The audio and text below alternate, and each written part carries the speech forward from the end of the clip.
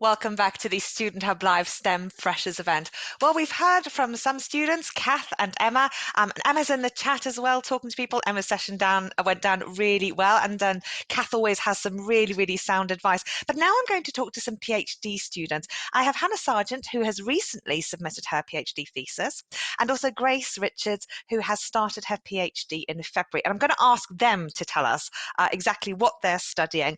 But Vic is busy away, typing on the chat. There's lots and lots of different conversations going on. So do make sure that you talk to Vic about all of those things as well, and we'll try to answer any questions that we haven't managed to get through towards the end of this session. But first, Hannah, I wonder if you could tell us at home what your PhD project's about and why you chose to do a PhD at the Open University.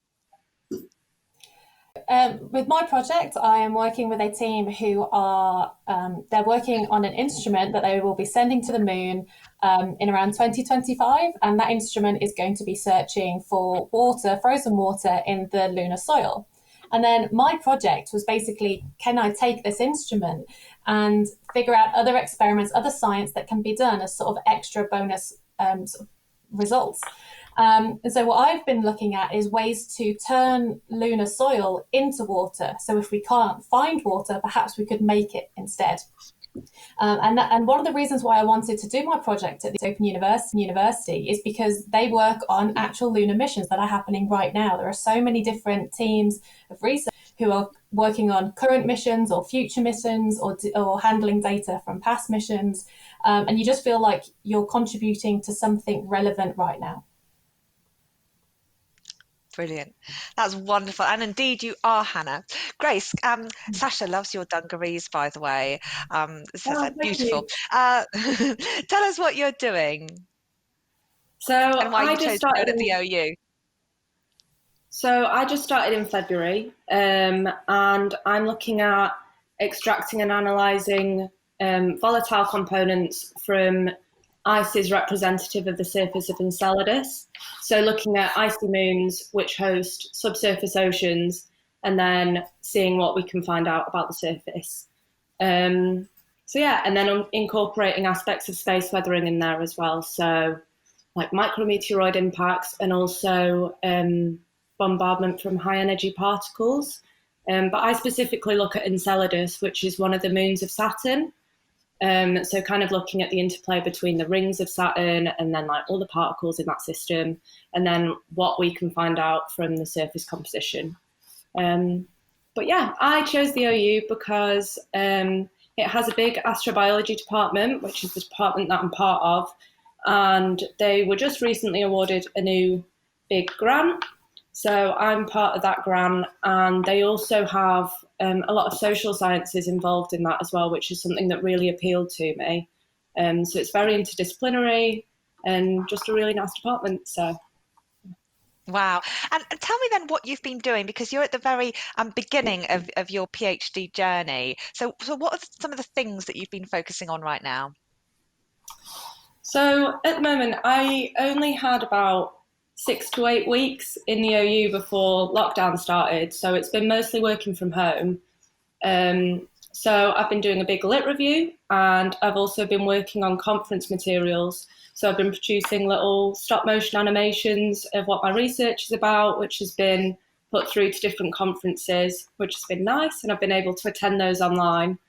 And yeah, I've just been working on my project plan as well, and my plans for what will happen when I get into the lab.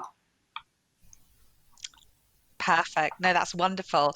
And I'd like to ask you, Hannah, as well, you're towards the end of your project, and we've got a picture of you with some rather snazzy pieces of kit, and also I think one of the apparatus that you use. Let's take a look at you in situ here. Can you tell us a bit about what you're doing?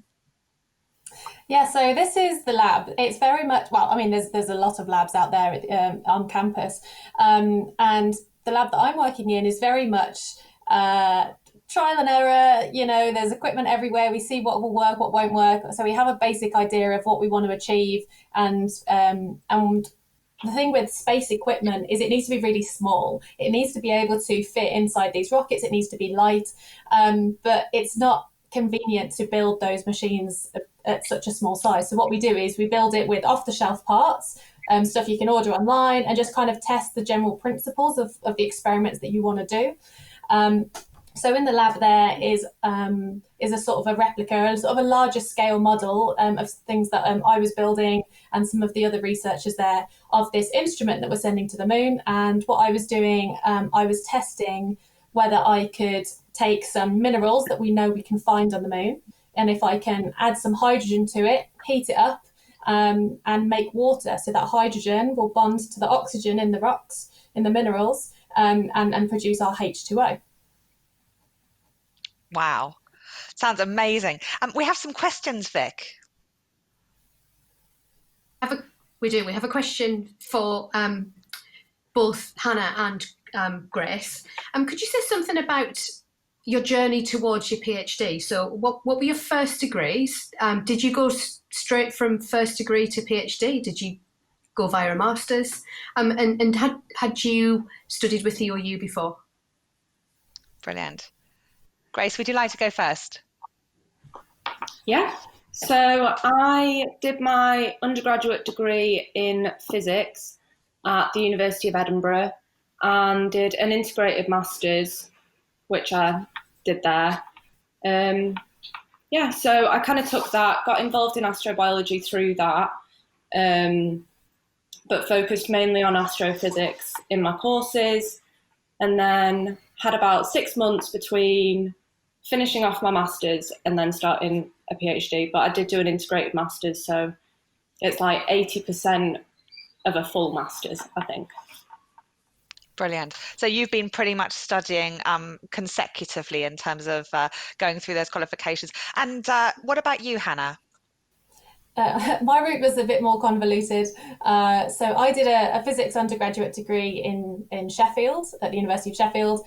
I didn't do that great for a number of different reasons, but I didn't get the grades that I wanted. And also I didn't get the grades that I needed to go on to do further study in the things I was interested in. And I'd always been interested in outreach and education. So I then trained and worked as a physics and maths teacher. So I did a PGCE at Loughborough Uni, and then worked in a school.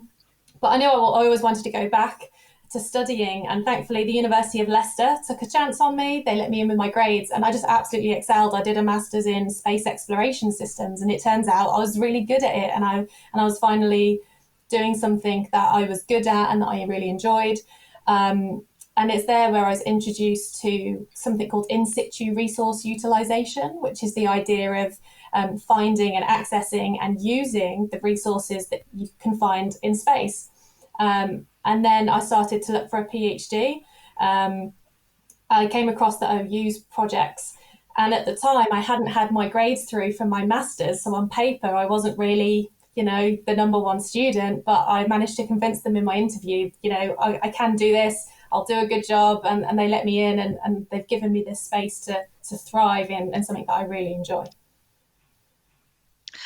Because I guess there are different routes to PhDs, aren't there? Which I guess students need to not worry about too much right at the moment. But the ones that you guys are talking about were advertised. So as part of the initiatives, they were already projects that were ongoing, and you, I guess, almost like went for a job in terms of saying, well, I'm the best candidate for this particular position.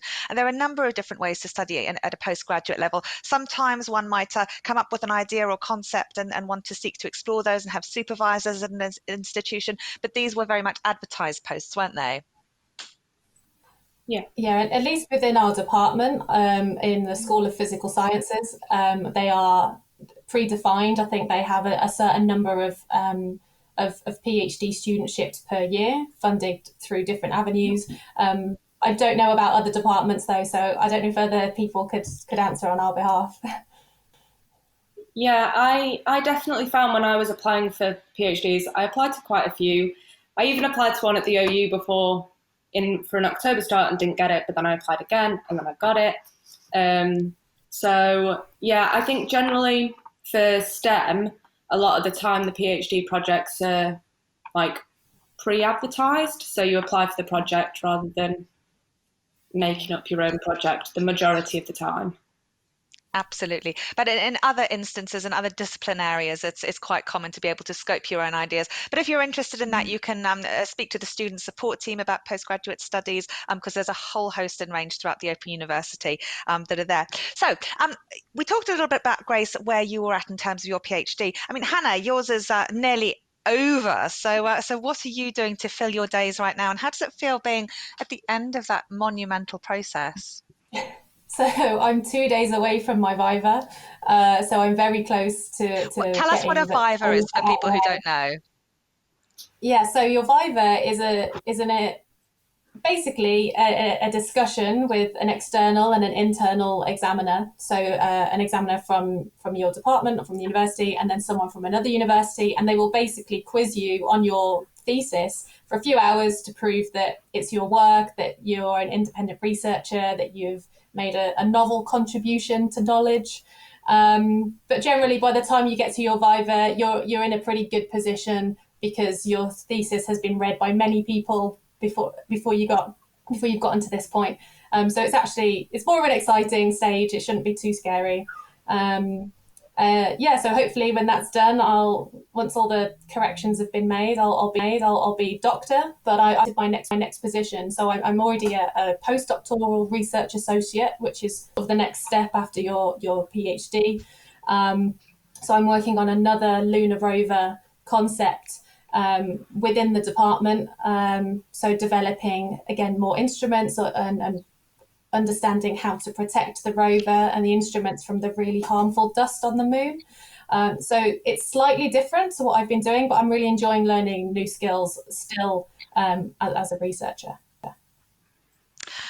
I wonder if you could also share some of your experiences working with supervisors, because this is something that happens at a PhD level, but also to some extent our undergraduate students who are working with their tutors are almost going to have a similar relationship, working with somebody, although that associate lecturer will very likely change over the modules, but still there is someone giving feedback, and sometimes that feedback can be a little bit challenging to take when our work is our baby and we've spent many hours doing it. But any tips that you can give people in general about working with supervision and that whole notion of feedback and improvement? Grace, would you like to start? Go ahead. Yeah, I found at the OU especially, and especially for my PhD, I've been given a lot of feedback from my supervisors, and they've been great so far, honestly, especially with the whole pandemic, like just so supportive, and the department has been lovely. I would say in terms of feedback, in my undergrad, I definitely received a lot less feedback, and some of it was very critical. I didn't choose one of my supervisors very wisely, and I think it's important to look at, if you can work well with them, if they're nice people and like friendly and approachable. That's the main thing that I would say, because like you want someone who you're happy working with and is nice to talk to in your projects and things. But yeah, at the OU I've had such a great experience so far. Loads of feedback, really nice supervisors. Vic is one of my supervisors. How's she doing, Vic? She's doing very, very well. We're very proud of her so far. Yeah. I've received a lot of cake so far, so I'm pretty happy. That's what we do at the OU. Hannah, what's your experience has been like? What can you tell us about supervision?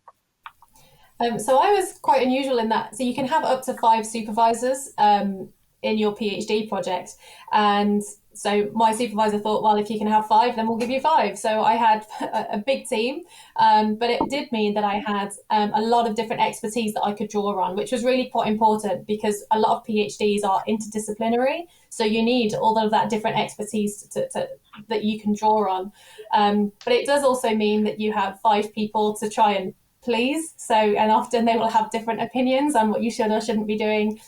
So one of the first things you learn is how to manage your supervisors. So it's not just your supervisors managing you as students, but it's you managing your supervisors to make sure that they are supportive and helpful and giving you the advice that you need without hindering you, because they've got a lot on their plate as well. You are not always their main focus. They are wonderful, but they do have a lot else to deal with as well. Oh, that's wonderful. Ruth says, has the chat just stopped, or are we dumbstruck by how cool these women are? And everyone's rooting for you, Hannah, saying, good luck in 2 days' time. We know you can do it. It's absolutely brilliant. Thank you. So we've talked about how you found the PhD processes. To end with, I wonder if we could ask both of you about what experiences that you've had during your PhD that you're looking forward to getting involved with. Grace, do you want to kick off? Yeah, of course. So I've been taking part in outreach activities. So I went to a primary school and did some looking through microscopes at germs and seeing if the hands are dirty. So that was nice, and just to get outside of doing very academic things, it was really nice to kind of be in a primary school. But yeah, other than that, I've been doing some conferences, which has been good, and making little videos about my research. Yeah, that's kind of what I've been able to do. That's wonderful. Hannah, what have you been involved with, and what are you looking forward to for the future? I'm one of those annoying students who does everything and says yes to everything, which my supervisors always are apprehensive about. But I've managed to do quite a lot and squeeze a lot into my time here. Again, loads of outreach. As Grace was saying, we're really encouraged to do outreach where possible. So launching space balloons with local primary schools or doing competitions. But one of the best things I did was applying to do an internship at the Lunar and Planetary Institute in Houston. So I took a 10-week break in my second year. And we basically, with a team of 10 graduate students from around the world, we answer questions about planetary science that are facing NASA that year. And we managed to basically just focus on this project for 10 weeks. And we got 2 publications out of it. We managed to... we basically got immersed in the work at Johnson Space Center. So we got to see the Apollo vault where all of the lunar samples are kept, which was amazing. We were like kids in a candy store. Yeah, so that was potentially like my highlight. Again, lots of conferences, like the ability to travel as a PhD student is really exciting. You get to meet the people that you are reading about and referencing in your work, even becoming friends with these people. And although working from home has been quite challenging, we're now able to attend more conferences because we don't have to travel or worry about any of that. So we can actually attend and witness a lot more interesting talks. Oh, that's been absolutely wonderful and so awesomely inspiring. Thank you both so much for coming along and sharing your experiences. Vic, how's everyone at home doing? I know everyone's massively inspired and thinking about their own futures. Yeah, we are getting a lot of love for Hannah and Grace. So it's great to see women doing science. It's really good that, you know, two of our PhD students are here telling us are the next generation of students coming through. Your stories are really inspiring, says Ruth. James is awestruck by you. Eliza says this is all really cool. Hannah, somebody spotted your pig bookend. I think it's you. And that's also getting a bit of love. And lots of luck for you for your Viva in 2 days' time. There you go, guys, on the chat. You've got the bookend. Oh, that's been absolutely wonderful. Well, that's all we've got time for from the Student Hub Live event. Unfortunately, always ends too soon. But fear not, we have a wonderful jam-packed event on Monday, the 28th for you. That's going to introduce you to all of the essential things that new students need to know, whether or not you need to know them. If you've enjoyed today's event, please come along. You can get your tickets on the Student Hub Live website. You can drop in and out throughout the day. And we also have a induction for the Faculty of Business and Law next week as well. Plus, we've got some online workshops on Saturday, the day of module start, which are in the Adobe Connect room. So if you're interested in seeing what a tutorial environment's like, do come along and talk to lots of other people. They're heaps of fun. And again, you can get tickets for those on the Student Hub Live website. You can also subscribe to our mailing list. Now, one thing I forgot to mention is that we have got some Student Hub Live stationery. I have been after Student Hub Live branded stationery for about 5 years, and we finally are getting some now. So subscribe to our mailing list, and I'm going to think of something super cool to do with that. So make sure you're tuned in. So many of you have said that this was great. So Stephanie, thank you. I'm really glad that you've enjoyed the program today. We really hope it's helped to welcome and reassure you to the university. Amy says, thank you, everyone. This was awesome. So thank you. You've all been amazing, sharing your tips and ideas and links and inspiration and nerves with each other. I hope you feel a little bit more geared up for your start, and I hope that we have reassured you that there are some wonderful people here at the Open University who are so inspired by their subjects and keen to help you in your student journeys. Vic's been amazing on the chat. Vic, you can take a nice, well-earned coffee break now and rest your poor fingers. But if there's anything that we haven't answered, do email studenthub@open.ac.uk. I know some things do get missed out, and we will forward that to the department to get a response for you. So that's all from us for now. Thank you so much for watching, and see you at another Student Hub Live event very soon.